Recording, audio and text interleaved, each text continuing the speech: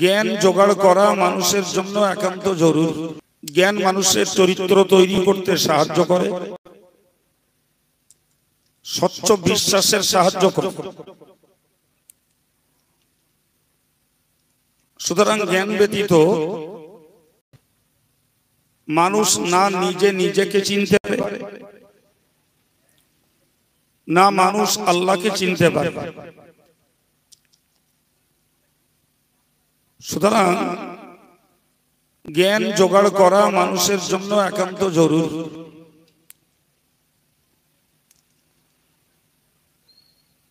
পৃথিবীতে আল্লাহ নবী পাঠিয়েছেন,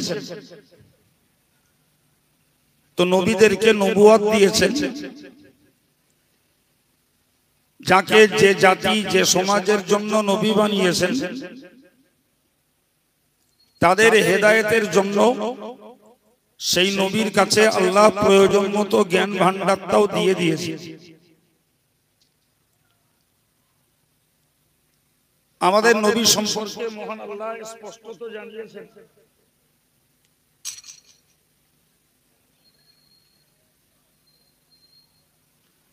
ও আল্লামাকা মা লাম তাকুন তাআলাম। নবী হে, তুমি যেটি জানতে না, আমি আল্লাহ তোমাকে সেটা জানিয়েছি। যদি জ্ঞানের প্রয়োজন না হতো, তাহলে আল্লাহ নবীকে জ্ঞান বিষয়ক জিনিস শেখাতেন না। জীবনে বহুবার শুনেছি, মহান আল্লাহ কোরআনের প্রথম বার্তা দিয়েছিলেন ইকরা, পড়ো। কারণ পড়লে মানুষ জ্ঞানী হয়, পড়লে মানুষ শিখতে পারে। তাই পড়া, শেখা, জ্ঞান অর্জন করা, এটি একজন ধার্মিকের জীবনের জন্য অলংকার। অজ্ঞানীর পক্ষে সঠিক রূপে ধর্ম করা কখনো সম্ভব নয়। সেজন্য জ্ঞান অর্জন করা মানব জীবনের একটি অলংকার।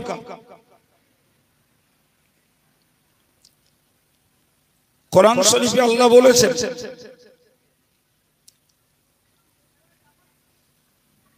লাকাদ মান্নাল্লাহু আলাল মুমিনিন। মহান আল্লাহ ঈমানদারদের প্রতি সহানুভূতি দেখিয়েছেন। ইয বা'আসা ফীহিম রাসূলাম মিন আনফুসিহিম। কারণ আল্লাহ তাদের মধ্য থেকে একজনকে রাসূল বানিয়েছেন। ইয়াতলু আলাইহিম আয়াতি, যিনি আল্লাহর আয়াতগুলোকে পড়ে পড়ে শুনিয়েছেন। ওয়ায়ুযাক্কিহিম, তাদের অন্তর আত্মাটাকে পবিত্র করেছেন। ওয়ায়ুআল্লিমুহুমুল কিতাবা ওয়াল হিকমা, এবং তাদেরকে কোরআনের জ্ঞান তৎসহ সুন্নাহর জ্ঞান, হাদিসের জ্ঞান তাদেরকে শিক্ষা দিয়েছেন। এটিকে আল্লাহ ঈমানদারদের জন্য একটি সহানুভূতি বলে কোরআন পাকে উল্লেখ করেছেন। আপনাদেরকে আমার বলার উদ্দেশ্য, তাহলে কোরআন পড়া, কোরআন পড়ানো, হাদিস পড়ানো, মানুষের অন্তর আত্মাটাকে পবিত্র করা, এটি পৃথিবীতে নবী পাঠানোর আল্লাহ পাকের মূল লক্ষ্য। হযরত নবী ইব্রাহিম আলাইহিস সালাম, তিনি আল্লাহর কাছে দোয়া চেয়েছিলেন, রব্বানা ওয়াবআস ফীহিম রাসূলাম মিনহুম। আল্লাহ, আপনি আরব জাতির মধ্য থেকে একজনকে রাসূল বানিয়ে পাঠান। ইয়াতলু আলাইহিম আয়াতিকা, যিনি আপনার আয়াতকে পড়ে শোনাবেন। ওয়ায়ুআল্লিমুহুমুল কিতাবা ওয়াল হিকমাতা, এবং কোরআন সুন্নাহর জ্ঞান মানুষকে শিক্ষা দেবেন। ওয়ায়ুযাক্কিহিম, এবং অন্তর আত্মাটাকে পবিত্র করে দেবেন। এমন একজন মানুষকে আপনি পাঠান। নবী ইব্রাহিম আলাইহিস সালামের এই দোয়া আল্লাহ কবুল করলেন, যার ফলস্বরূপ বিশ্ব নবীকে বিশ্ব মাঝে আল্লাহ পাঠালেন। বলুন সুবহানাল্লাহ। আমি এই তিনটি আয়াত থেকে আপনাদেরকে বোঝাতে চাইছি, নবী পাঠানোর মূল লক্ষ্য হলো কোরআনের জ্ঞান বিতরণ করা। নবী পাঠানোর মূল লক্ষ্য হলো সুন্নাহর জ্ঞান বিতরণ করা। নবী পাঠানোর মূল লক্ষ্য হলো মানুষকে পবিত্র মনের মানুষ তৈরি করা। সুবহানাল্লাহ বলেন। সম্মানিত ভাইরা আমার,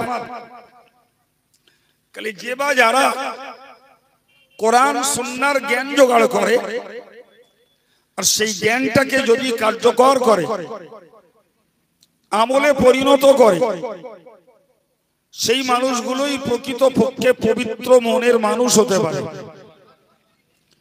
কিন্তু যাদের কাছে কোরআন সুন্নাহর জ্ঞান নেই,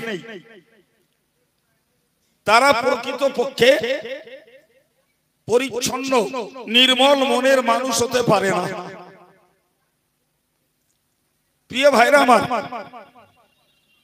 এই জ্ঞান সঞ্চয়ের তিনটি পথ। একটি হলো বই পড়ে জ্ঞান লাভ করা, আরেকটি হলো শুনে জ্ঞান লাভ করা, আরেকটি হলো মিলেমিশে সঙ্গ লাভ করে জ্ঞান সঞ্চয় করা। আবার বলছি, জ্ঞান লাভ করার তিনটে প্রক্রিয়া। নাম্বার 1, পড়া।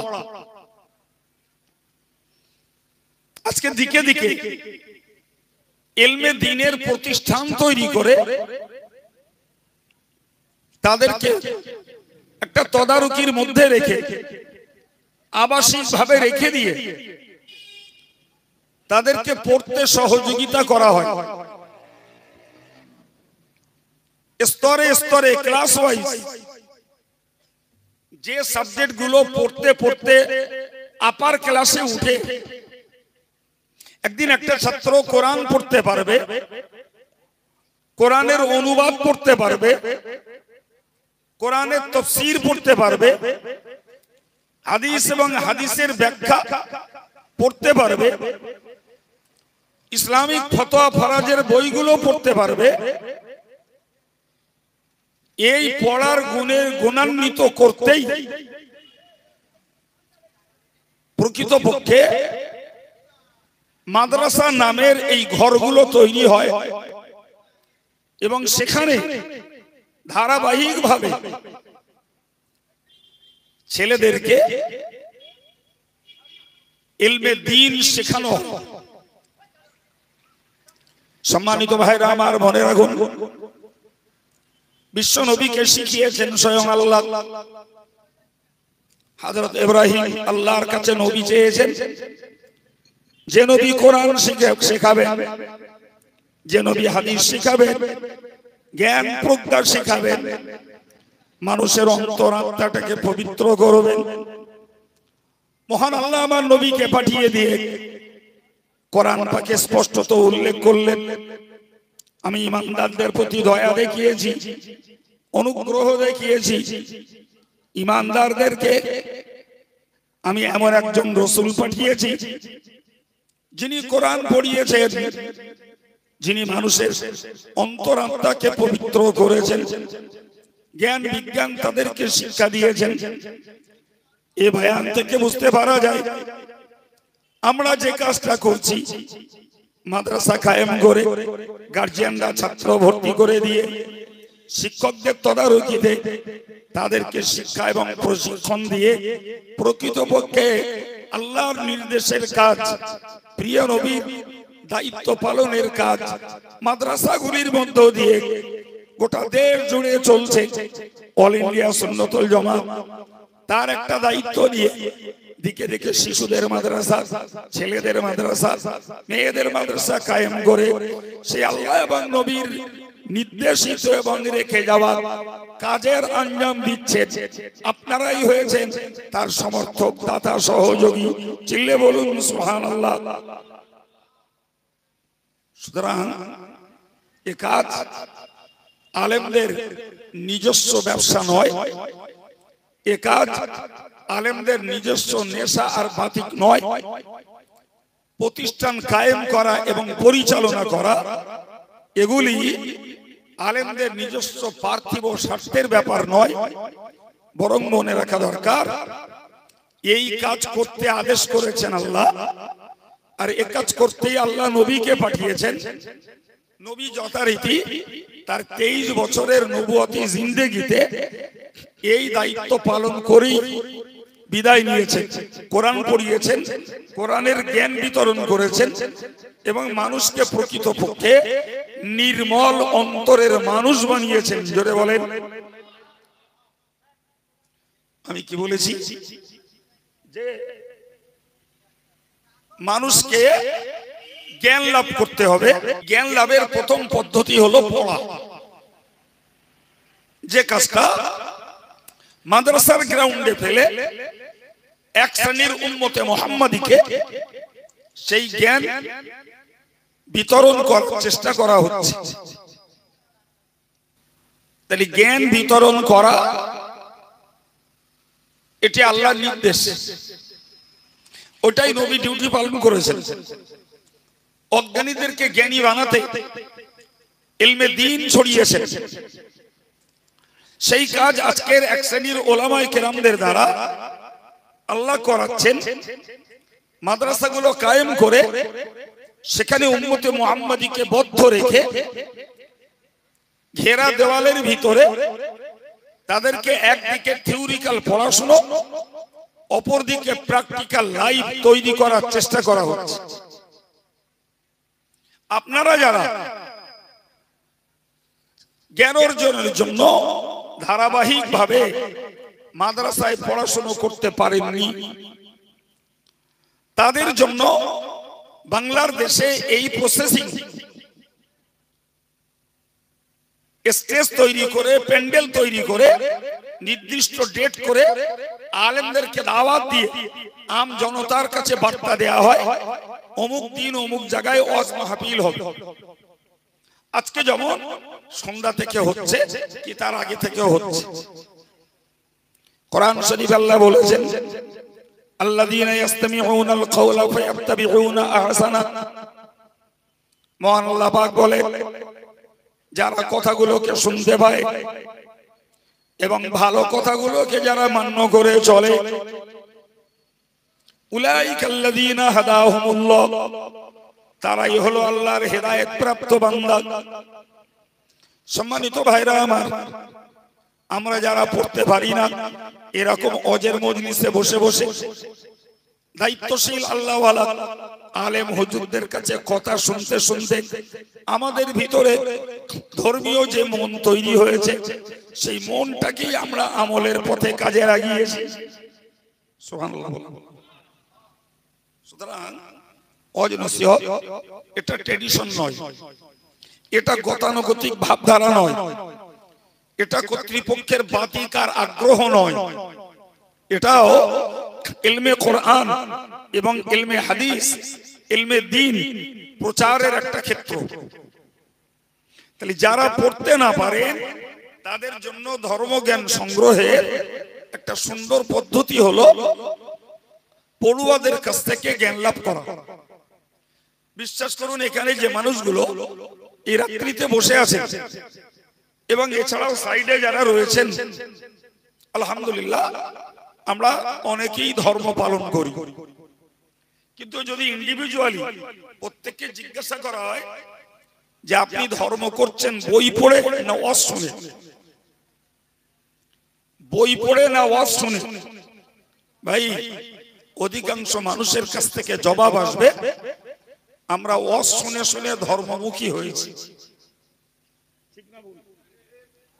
ওয়াজ শুনে আমরা ধর্মমুখী হয়েছি। প্রিয় ভাইরা আমার, তাহলে এই ওয়াজটাও ধর্ম শেখানোর একটা ক্লাস। এই ওয়াজের মজলিস গুলো অপড়ুয়া অমনোযোগী মানুষদেরকে ধর্মের প্রতি উৎসাহিত করার একটা মাধ্যম। বড় দুঃখজনক কথা, আমার মুসলিম সমাজে একদল মানুষ ধর্মীয় বই পুস্তক পড়ে না, এমনকি তারা সাধারণ শিক্ষিত হওয়ার পরেও ওই শিক্ষার আলোকে যদি ধর্মীয় বই পুস্তকগুলো পড়তেন তাহলে এতেও তারা ধর্মমুখী হতে পারতেন। কিন্তু আপনি সমাজে তাকিয়ে দেখুন, কি পুরুষ কিংবা মহিলা মাধ্যমিক, উচ্চ মাধ্যমিক, BA, BCom, MCom, MSc, BEd, MEd, DElEd অনেক কিছু লেখাপড়া শিখেছে। সেই শিক্ষার পর তারা ব্যবসা বাণিজ্য, চাকরি, নৌকরি, মেয়েরা ঘরকন্যার কাজ, রান্না বাড়া, ঘর বাড়ি পরিষ্কার পরিচ্ছন্নতা ইত্যাদি কাজে তারা নিয়োজিত।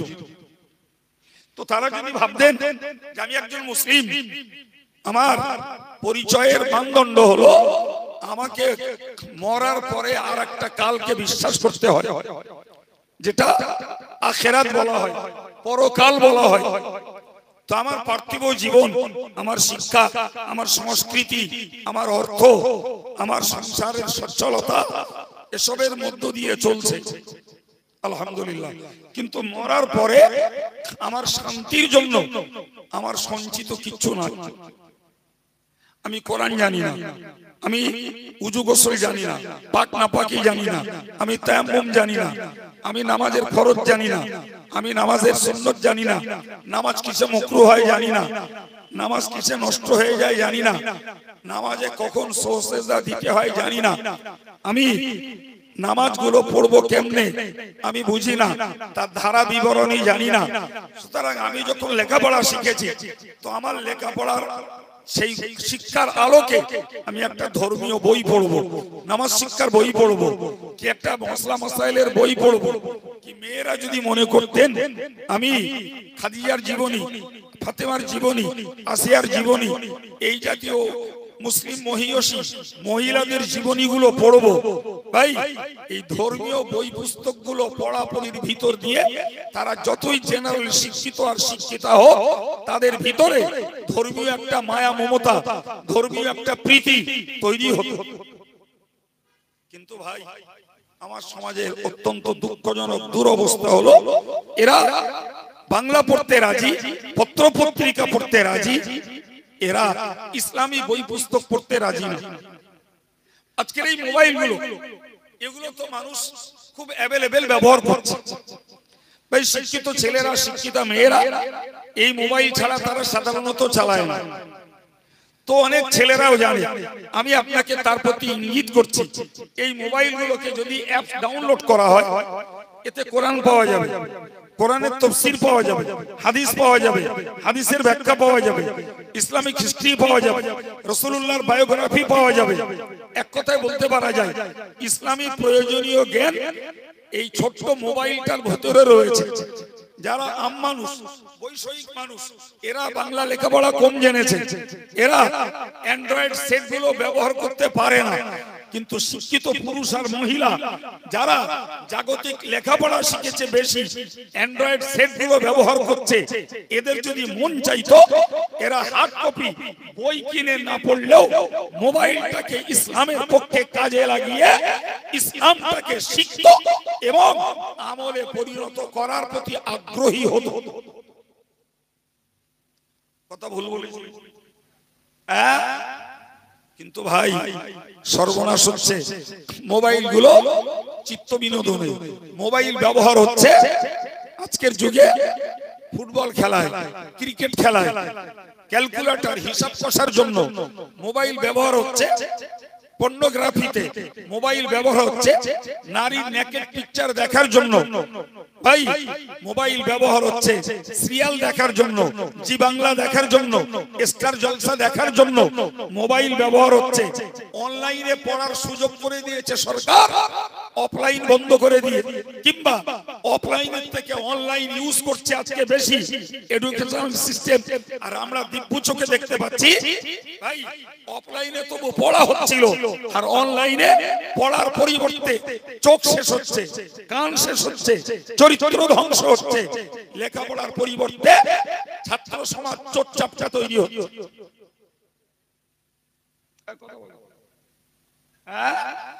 তো ভাই যারা শিক্ষিত ব্যক্তিত্ব তারা পড়ে ইসলামটাকে শিখবে, এই মানসিকতাটাও তাদের আজকে বড় অভাব। এবার যদি বলা হয় যে পড়ার বিকল্প হলো শুনে শেখা, বিশ্বাস করুন এখানে সাধারণত আদবের সঙ্গে বিনয়ের সঙ্গে শিখতে বসে যারা ধার্মিক মানুষ, নিরীহ মানুষ, খেটে খাওয়া মানুষ, মধ্যবিত্ত মানুষ, চাষী মানুষ, অল্প শিক্ষিত মানুষ, এই টাইপের মানুষগুলো এরকম মজলিসগুলোতে বসে কিছু জ্ঞান লাভের জন্য, জ্ঞানের আকর্ষণে, জ্ঞান আহরণে,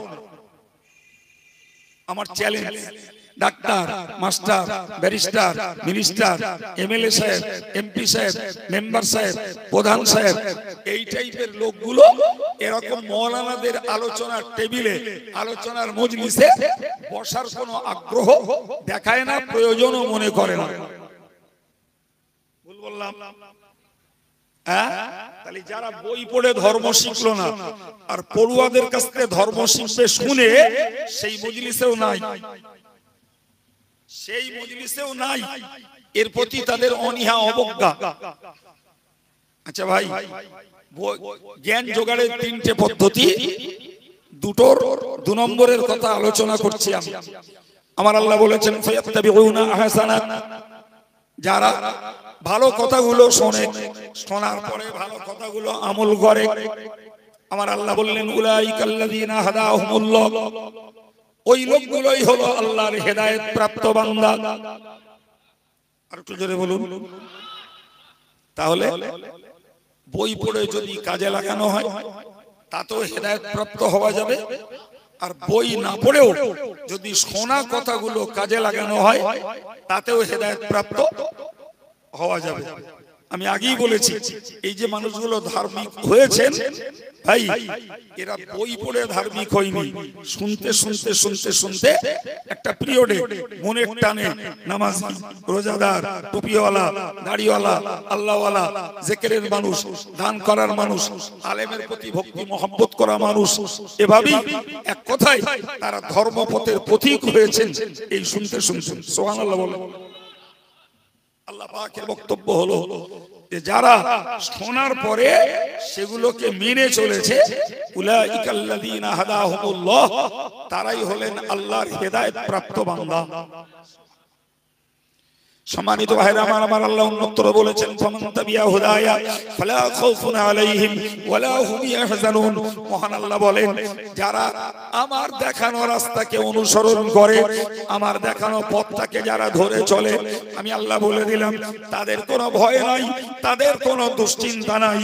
সম্মানিত ভাইরা আমার, সুতরাং পরকাল বিশ্বাসী যারা, তাদের চিন্তা করতে হবে যদি আমাকে ওকাল এবং পরকালে নিশ্চিন্তে আর নির্ভয়ে যদি কাটাতে হয়, জগতিক শান্তি আর পারলৌকিক মুক্তি যদি লাভ করতে হয়, তাহলে আল্লাহর দেখানো হেদায়েতের পথটাকে আমাকে ধারণ করতে হবে।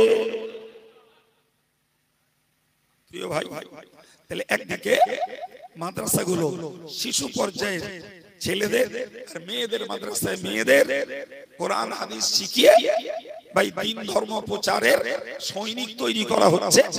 আর প্রকৃত ওয়াজের মজলিসগুলো আদর্শবান আলেম যারা, হাক্কানি আলেম যারা, দায়িত্বশীল আলেম যারা, ওয়াজটাকে যারা অর্থকরী মনে করে না, ওয়াজটাকে যারা টাকা কামাইয়ের একটা মাধ্যম মনে করে না, তারা দায়িত্ব নিয়ে কথা বলছে, মানুষ এখান থেকেও ধর্ম শিক্ষা লাভ করছে। সম্মানিত ভাইরা, আল্লাহ বললেন ও উলাইকা হুম উলুল আলবাব, যারা যারা এই কথাগুলো শুনে আর ভালো কথাগুলো আমল করে তারাই হলো প্রকৃত জ্ঞানী। একটু মন খুলে বলে, একটু মহব্বত করে বলে, তাহলে ঈমান, নামাজ, রোজা, হজ, যাকাত, জিকির, তাসবিহ, সাদকা, ফিতরা, কুরবানি, বাপ মার ভক্তি, বড়কে সম্মান, ছোটকে স্নেহ, এই জাতীয় আল্লাহর দেখানো কাজগুলো যারা করে, ভাই আল্লাহ পাকের বক্তব্য এরাই হেদায়েত প্রাপ্ত আর এরাই হলো জ্ঞানী। ব্যাক সাইডে যদি দেখি ভাই, আমি ব্যক্তি চিহ্নিত করে দিচ্ছি না, আপনারা সজাগ মানুষ, আপনাদের কাছে বলছি ভাই, যাদের কাছে ঈমান নাই, নামাজ নাই, রোজা নাই, হজ নাই, যাকাত নাই, জিকির নাই, তাসবিহ নাই, তেলাওয়াত নাই, আদব নাই, বিনয়ী নয়, নম্র নয়, আলেমের প্রতি ভক্তি মহব্বত নেই, বাপ মার প্রতি শ্রদ্ধা নেই, বড়র প্রতি সম্মান নেই, ছোটর প্রতি স্নেহ নেই, ভাই এই লোকগুলি জাগতিক দৃষ্টিতে হতে পারে টাকাওয়ালা, হতে পারে অনেক উচ্চ শিক্ষিত, হতে পারে অনেক বড় বড় পোস্ট তথা পদের অধিকারী, কিন্তু আল্লাহর বিচারে ওই লোকগুলো অজ্ঞানী। ওই লোকগুলো অজ্ঞানী, মূর্খ।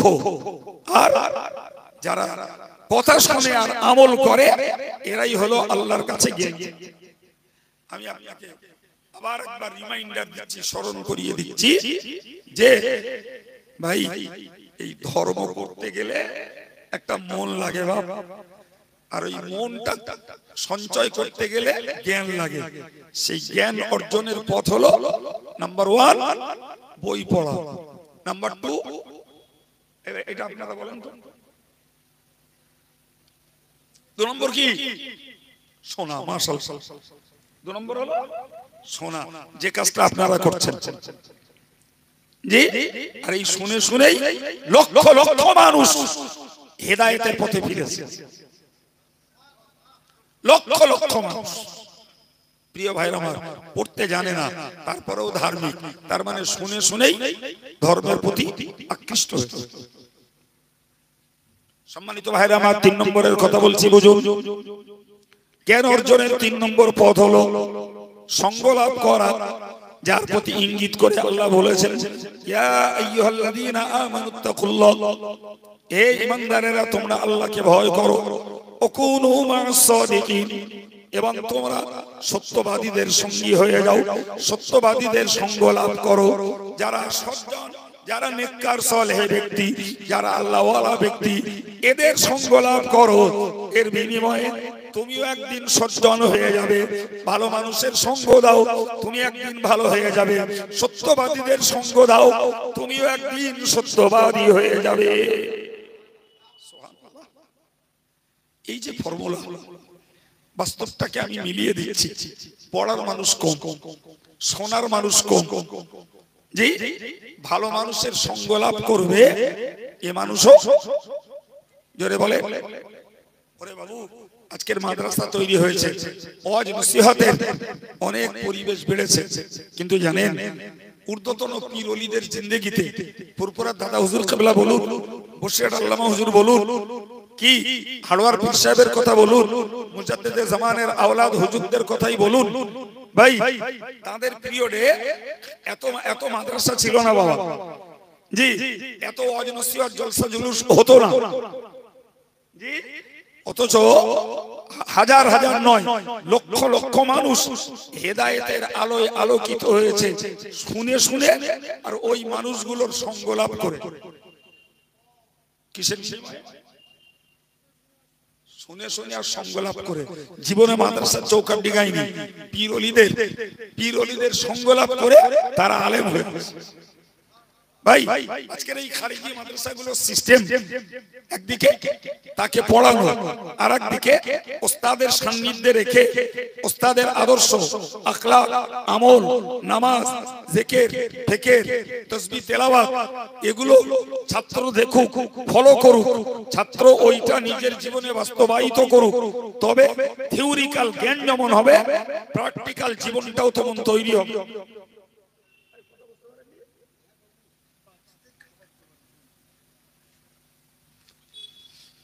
কথা বুঝতে পারছেন কি ভাই? তা না হলে হাই স্কুলের মতো যাতায়াত হতো, 11টায় যেত, 4টায় ছুটি হতো, বাড়ি চলে আসতো। তাহলে আপনাদের এত খেদমত মেহনত, মাদ্রাসা কর্তৃপক্ষের এত হেডেক, এত যন্ত্রণা নেওয়ার দরকার ছিল না। শুধুমাত্র শিক্ষকদের বেতনটা দিলেই মিটে যেত, কিন্তু তা তো না।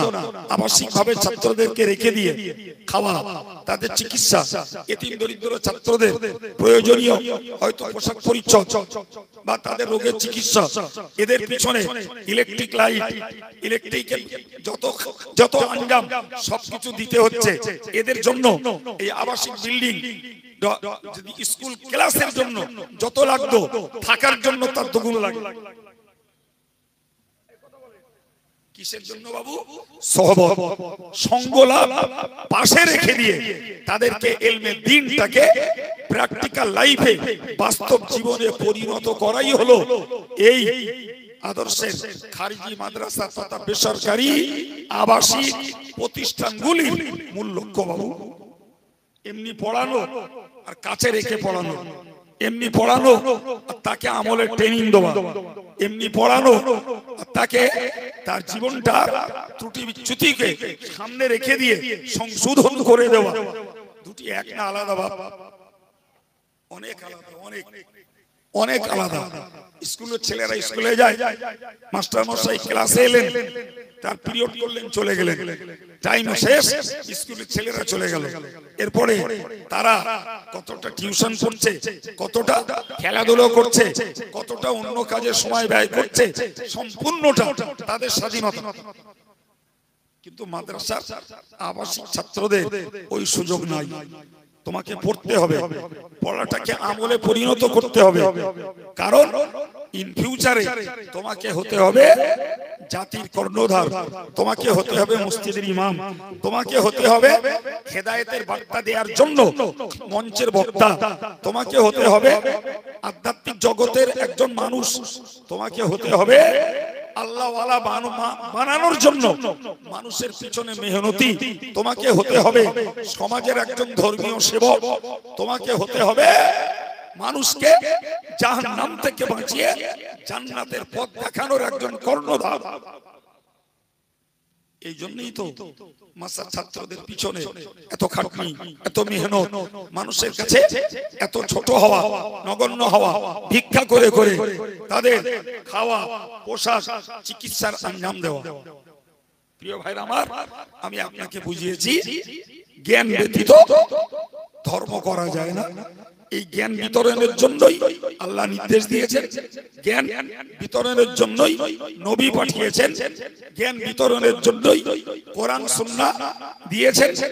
সেই জ্ঞান বিতরণ করার জন্য মাদ্রাসা কায়েম, জ্ঞান বিতরণ করার জন্য ওয়াজের মজলিস, জ্ঞান বিতরণ করার জন্য জি মূর্খদের জ্ঞানীদের কাছে বসা, সঙ্গ লাভ করা, ছাত্রদেরকে ওস্তাদের টেকআপে রেখে তাদেরকে প্র্যাকটিক্যাল লাইফের মানুষ তৈরি করা। আর আম জনতা এনারাও যদি অশোনার সঙ্গে যদি ভালো আলেম, ভালো হাফেজ, যোগ্য মাওলানা, যোগ্য মুফতি, যোগ্য একজন আল্লাহওয়ালা পরহেজগার, এদের সঙ্গে কাজের অবসরে একটু সময়, একটু অবসর যদি এই ভালো মানুষগুলোর সঙ্গে কাটায়, আল্লাহ শুকর, এরাও জ্ঞান লাভের সঙ্গে আল্লাহওয়ালা হয়ে যাবে। পীরওয়ালিদের দরবারে এই করে করে মূর্খ মানুষগুলো আধ্যাত্মিক জগতের মানুষ তৈরি হয়েছে, দু চোখওয়ালা মানুষগুলো তিন চোখের মানুষ তৈরি হয়েছে। ভাই, তাদের অন্তরগুলো নির্মল তৈরি করেছে ওই পীর বুজুর্গদের সোহবত নিয়ে নিয়ে। যে অন্তরে হিংসা নেই, যে অন্তরে অহংকার নেই, যে অন্তরে জেদ নেই, যে অন্তরে দুনিয়ার প্রতি অতিরিক্ত লোভ ছিল না, যে অন্তরে পরশ্রী কাতরতা ছিল না, এরকম নির্মল মনের মানুষ তৈরি হয়েছে ওই ভালো মানুষগুলোর পাশে যে থেকে থেকে। এই কথা বুঝতে পারছেন? হিংসুটের পাশে বসলে হিংসুটে হতে হবে, দুনিয়া লোভীর পাশে বসলে দুনিয়ার লোভ বেড়ে যাবে, অন্যায় কাজের জেদি মানুষটার পাশে বসলে অন্যায় কাজের জেদ বেড়ে যাবে। চরিত্রহীন লোকের পাশে বসলে দিন দিন চরিত্রহীন হয়ে পড়তে হবে।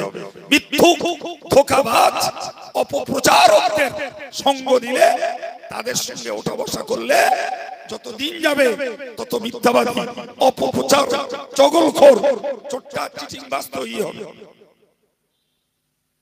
এই কথা ঠিক না? এই জন্য কোরআন বলেছে আল আখিল্লাউ ইয়াউমাইযিন বা'দুহুম লিবা'দিন আদুউন ইল্লাল মুত্তাকিন। আল্লাহ বললেন পার্থিব জীবনের বন্ধু কিয়ামতের দিনে শত্রু। সুতরাং তুমি পরেশগার, আল্লাহওয়ালা, সত্যবাদী, নেককার, সালেহ, খোদাভীরু মানুষ ছাড়া কারোর সঙ্গে আন্তরিকতা, কারোর সঙ্গে মিত্রতা, ভালোবাসা রেখো না। মিথ্যাবাদের সঙ্গে না, চগলখোরের সঙ্গে না, হিংসুকের সঙ্গে না, অপপ্রচারকের সঙ্গে না, মিথ্যা ফতোয়াবাজ যারা, এদের সঙ্গ দিও না। সঙ্গ যদি দিতে হয় যোগ্য হাফেজ, আলেম, আল্লাহওয়ালা, মুত্তাকি, পরেশগার, নেককার, আধ্যাত্মিক মানুষ যারা, অন্তরাত্মার মানুষ যারা, এদের সঙ্গ দাও, তবেই তোমরাও ওই ছোঁয়াচে তোমরাও আল্লাহ প্রিয় মানুষ হতে পারবে। ভাই, এই জন্যই এই আবাসিক মাদ্রাসাগুলোকে ছাত্রদের রেখে নিয়ে পঠন পাঠন আর প্রশিক্ষণ দেওয়া হয়। সেই প্রসঙ্গটাকে উল্লেখ করেও আপনাদেরকেও বললাম, আমরা ওয়াজের মজলিসে বসে পড়ার বদলে জ্ঞান নিচ্ছি, আর বাকি যিনি যেখানে বাস করেন বাবু, তার এলাকাতে যোগ্য হাফেজ, আলেম, আল্লাহওয়ালা, বুজুর্গ এবং যারা ইলমে বাতিনি শিক্ষা করে, আধ্যাত্মিক জগতের মানুষ, অন্তরাত্মাকে পবিত্র করার কাজ করে, এই মানুষগুলোর পাশে বসুন। তাদের চাল চলন, আচার আচরণ, নামাজ কালাম, সুন্নাত পালন, ওগুলোকে দেখুন। আপনার জীবনটা তৈরি করা সহজ হবে। কথা ভুল বললাম বাবা? জি, আল্লাহ আমাদেরকে তৌফিক দেন, বলুন আমিন।